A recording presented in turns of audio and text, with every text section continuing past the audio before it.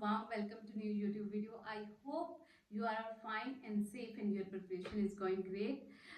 This video is all about a 19th October 2024 IELTS exam prediction video.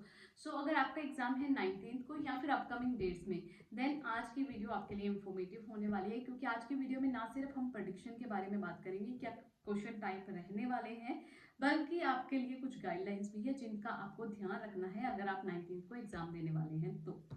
सबसे पहली बात कि हमने रिसेंटली आस्क क्यू कार्ड का जो वीडियो है वो अपलोड किया है अपने चैनल पर। सो आपने अगर अभी तक वो वीडियो नहीं देखा, देन अगर आपका 19 को एग्जाम है तो या तो आपकी स्पीकिंग कुछ आने वाले दिनों में होगी या फिर एग्जाम के रिटन एग्जाम के बाद होगी।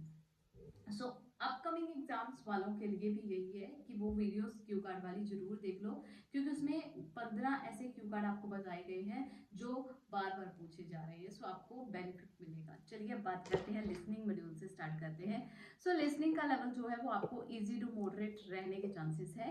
इजी टू मॉडरेट मतलब बहुत ज़्यादा इजी नहीं, बहुत ज़्यादा डिफिकल्ट नहीं, एवरेज रहेगा। जिन स्टूडेंट्स की प्रिपरेशन अच्छी है, जिन्होंने कैम्ब्रिज 16, 17, 18 एंड 19 के अकॉर्डिंग प्रिपरेशन की है, देन ओके, तो उनके लिए ये एग्जाम जो है इजी पीजी वाला रहने वाला है। अगर आपने अभी तक कैम्ब्रिज की लेटेस्ट बुक्स 18, 19 प्रिपेयर नहीं की, आपने उससे प्रैक्टिस नहीं की, या फिर आपने आईएलटीएस पेपर की ऑफिशियल वेबसाइट से प्रैक्टिस नहीं की है, देन आपके लिए थोड़ा सा ट्रिकी रह सकता है ये आने वाला एग्जाम। रीज़न क्या है कि पिछले कुछ टाइम से अगर देखा जाए तो लिसनिंग बहुत ज़्यादा इजी नहीं चल रही। लिसनिंग के क्वेश्चन इजी होते हैं बट उनकी स्पीड जो है वो फ्लुएंट होती है, स्टूडेंट उसे मैचअप नहीं कर पाते। सो मैं अगर बात करूँ कि क्या क्या क्वेश्चन टाइप रहने वाला है, देन पार्ट 1 में आपको 1 वर्ड एंड और अ नंबर देखने को मिलेगा। और यहाँ पर बहुत सारे स्टूडेंट कन्फ्यूज रहते हैं कि हमें सिर्फ नंबर लिखना है या फिर नंबर के साथ एक वर्ड आ सकता है। देखिए, अगर आपको और दिया है या तो नंबर आएगा या वर्ड आएगा। अगर आपको एंड लगा के दिया है तो नंबर भी आ सकता है, साथ में एक वर्ड भी आ सकता है। सिंपल सा है फंडा, ये आपको ध्यान में रखना है। सेकेंड पार्ट की अगर मैं बात करूँ तो बहुत टाइम से मैप देखने को नहीं मिला। आप ये मान के चलिए कि मैप आने के चांसेस हैं। सो मैप आने के चांसेस हैं, सो अपने आप को प्रिपेयर उस अकॉर्डिंग करके जाना है। और गाइडलाइन की मैं अगर बात करूँ तो आपके लिए क्या गाइडलाइंस है कि जब भी आप मैप की प्रिपरेशन करते हो तो आपको ये नहीं देखना कि वहाँ पर एग्जाम में जो बुकलेट मिलती है कि वहाँ पर हम रफ काम कर रहे हैं या कुछ है, मतलब कि वो मैसी सा लगेगा, ऐसा कुछ नहीं है। आपको पेपर, ये मान लो आपकी क्वेश्चन बुकलेट है, आपको यहाँ पर क्रॉस करना है, फिर ऐसे क्रॉस करना है, डायरेक्शंस लिख लेनी है, east west north south and this. अगर ये कॉलम के अंदर है देन नॉर्थ वेस्ट हो गई आपकी, ठीक है, ये साउथ वेस्ट होगी, ये साउथ ईस्ट होगी। तो इस तरह से जो है आपको वो डायरेक्शंस मार्क करनी है, और जैसे जैसे वो स्पीकर बोलेगा उसी अकॉर्डिंग आपको अपनी पेन या पेंसिल का जो पॉइंटर है वो मूव करते जाना है कि यस, अब उसने राइट टर्न बोला है, अब उसने गो स्ट्रेट जाने को बोला है। तो क्या है, वो सारी चीज़ें पेंसिल की जैसे जैसे मूवमेंट होगी, जैसे जैसे आपका पॉइंटर मूव करेगा, तो आपको वो क्लियर होता जाएगा और आपका मैप का एक भी क्वेश्चन गलत नहीं जाएगा। अब सेकंड जो क्वेश्चन टाइप आने के चांसेस है सेकंड पार्ट में, दैट इज फिलअप्स आ सकते हैं आपके पास 3 से 4। अलोंग विद दैट आपके पास एमसीक्यू आ सकते हैं। एमसीक्यू मल्टीपल चॉइस क्वेश्चन, जिसमें आपको एक से ज़्यादा ऑप्शंस पिक करनी होती है, यानी कि डबल मल्टीपल, या फिर हम बोल सकते हैं कि जिसमें आपको एक ही क्वेश्चन में 3 ऑप्शन सिलेक्ट करने वाली हो, वो आपके पास आ सकता है। या फिर मैच द इंफॉर्मेशन आ सकता है, यानी कि आपको सेंटेंस दिया होगा और वो सेंटेंस के साथ आपको नीचे सेंटेंस मैच करना होता है। पार्ट 3 की बात करूँ तो पार्ट 3 जैसा कि level Cambridge book number 17, 18 and 19 का है, बिल्कुल वैसा ही रहेगा। एमसीक्यूज देखने को मिलेंगे, ऑप्शंस थोड़ी सी लेंथी होंगी, और बहुत टाइम से ऐसा ही चल रहा है कि बहुत ज़्यादा ट्रिकी नहीं होता। बस थोड़ी सी ट्रिक्स हैं जो आपको ध्यान में रखनी है जब आप एमसीक्यूज को करते हैं। तो आपको एलिमिनेट वाली टेक्निक्स फॉलो करनी है, और किस तरह से करनी है ये मेरे चैनल पर ऑलरेडी वीडियोस अपलोड है, आप वहाँ पर जाकर देख सकते हैं।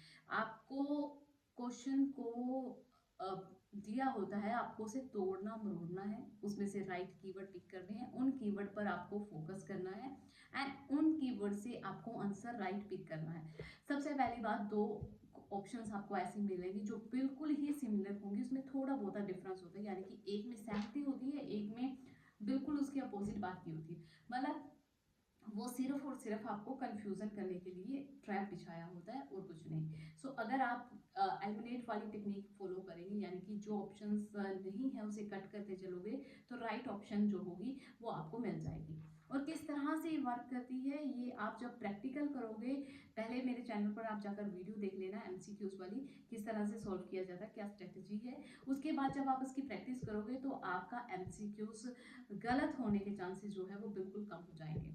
अब बात करते हैं पार्ट 4 की, एंड पार्ट 4 आपका नॉर्मल रहने वाला है। उसमें आपको 1 वर्ड या फिर 2 वर्ड वाली ब्लैंक आ सकती हैं। रीडिंग की बात करते हैं तो रीडिंग का लेवल जो है वो आपका मॉडरेट रहने के चांसेस हैं, क्योंकि सेकेंड लास्ट एग्जाम है और पिछली रीडिंग्स की अगर हम बात करें तो लेवल अप गया है। सो बी प्रिपेयर, टेंशन की बात नहीं है। और गाइडलाइंस क्या है, किस तरह के क्वेश्चन टाइप आपको करने हैं। ट्रू फॉल्स नॉट गिवन आपको अच्छे से प्रिपेयर होने चाहिए, यस नो नॉट गिवन दोनों एक तरह की टाइप है। सो पैसेज 1 में आपको ट्रू फॉल्स देखने को मिलेंगे, डेफिनेटली मिलेंगे। 6 to 7 क्वेश्चन आपको ट्रू फॉल्स नॉट गिवन के देखने को मिलेंगे। पैसेज 3 की अगर मैं बात करूँ तो पैसेज 3 में आपको यस नो नॉट गिवन देखने को मिल जाएंगे। सो पैसेज 1 में एक तो ट्रू फॉल्स नॉट गिवन हो गया, सेकंड ऑप्शन आपके पास समरी आएगी, सेंटेंस कंप्लीशन या फिर summary completion. Most of the chances कि आपको सेंटेंस कंप्लीशन देखने को मिलेगा। पैसेज 2 की अगर बात की जाए तो पैसेज 2 में आपके पास match the information, list of heading, along with that एक या दो एमसीक्यूज आने के चांसेस हैं। उसके साथ साथ अगर मैं पैसेज 3 की बात करूँ तो लिस्ट ऑफ हेडिंग अगर पैसेज 2 में नहीं आ रहे देन पैसेज 3, इसके साथ साथ आपके पास समरी या ब्लैंक्स किसी भी फॉर्म में आ सकती हैं। उसके साथ साथ आपके पास जो है वो यस नो नॉट गिवन आने के चांसेस हैं। यस नो नॉट गिवन अगर मैं बात करूँ तो आपके पास 5 to 6 क्वेश्चन आएंगे। और अगर हम पैटर्न देखें पिछले कुछ एग्जाम्स का तो ऐसा भी हुआ है कि आपको तीनों के तीन पैसेज में, दो में ट्रू फॉल्स, एक में यस नो नॉट गिवन, या फिर दो में यस नो नॉट गिवन और एक में ट्रू फॉल्स नॉट गिवन। और आपके लिए एडवाइस ये है कि अगर आप फर्स्ट टाइम एग्जाम देने वाले हो आइल्स का तो आपको इतना ध्यान रखना है कि वो यस नो नॉट गिवन पूछ रहा है या फिर ट्रू फॉल्स नॉट गिवन, क्योंकि बहुत सारे स्टूडेंट करते आंसर सही हैं, जब वो आंसर ट्रांसफर करने की बारी आती है ट्रू फॉल्स वाले क्वेश्चंस में वो यस नो नॉट केवल लगाए जाते हैं, जिसकी वजह से उनके आंसर जो है वो इनकरेक्ट हो जाते हैं। तो ऐसी छोटी छोटी मिस्टेक से आपको बचना है। सेकंड आपके लिए ट्रिप ये है कि जब आप आंसर फाइंड आउट करते हैं, चाहे वो पैसेज 1 है, चाहे वो पैसेज 2 है, चाहे वो पैसेज 3 है, तो टाइम सेव कैसे करना है, टाइम को मैनेज कैसे करना है। मान लीजिए कि आप पैराग्राफ रीड कर रहे हो, आपको यहाँ पर आंसर मिल गया है। सो यहाँ जो आंसर मिला है उसे सर्कल करके आप यहाँ पर लिख ले 1 कि ये फर्स्ट का आंसर है। यहाँ पर आंसर मिला है, इसे सर्कल करके लिखे 2, सो ये आपका सेकंड का आंसर है। फिर सर्कल करके लिखे 3, तो वो पूरा वर्ड चाहे वो 2 वर्ड का हो चाहे वो 3 वर्ड का हो, वो पीछे रफली लिखने की बजाय आप एक पैसेज पूरा कंप्लीट करके उसके बाद अपने आंसर ट्रांसफर करें। पहले ये नहीं कि पहले एक आंसर फाइंड आउट किया, उसका आंसर आप ट्रांसफर कर रहे हो, फिर सेकंड आंसर ट्रांसफर कर रहे हो, फिर थर्ड आंसर ट्रांसफर कर रहे हो, ऐसे बहुत ज़्यादा टाइम कंज्यूम होगा। सो पहले आप सारे 14 के 14 आंसर फाइंड आउट करें, उसके आंसर जो है वो आप लिख लें। जब ट्रू फॉल्स की बारी आती है तो आप TFNG ये वर्ड यूज कर सकते हैं, बट जब आपको आंसर ट्रांसफर करने हैं तब आपको पूरा लिखना होता है। सो बहुत ध्यान से आपको आंसर ट्रांसफर करने हैं, और ये बात का ध्यान रखिएगा कि जो आपकी top line and bottom line है उसके बीच बीच में आपको आंसर लिखना होता है। Writing task 1 and task 2। Task 1 की अगर बात की जाए तो बार ग्राफ बहुत रिपीट हो चुका है, पिछले अगर हम एग्जाम देखें तो लगातार बार ग्राफ आ रहा है, फिर भी चांसेस जो है 60 to 70% रहते हैं कि बार ग्राफ आएगा। बट इस बार की अगर मैं बात करूँ तो इस बार चांसेस 50-50 हैं कि बार ग्राफ नहीं आएगा। बार ग्राफ नहीं आएगा तो कौन से और टास्क हैं जो आपको अच्छे से प्रिपेयर करने हैं। First one is line graph, वो आपको अच्छे से करना है। Second is pi line and table, ये आपको अच्छे से करने हैं।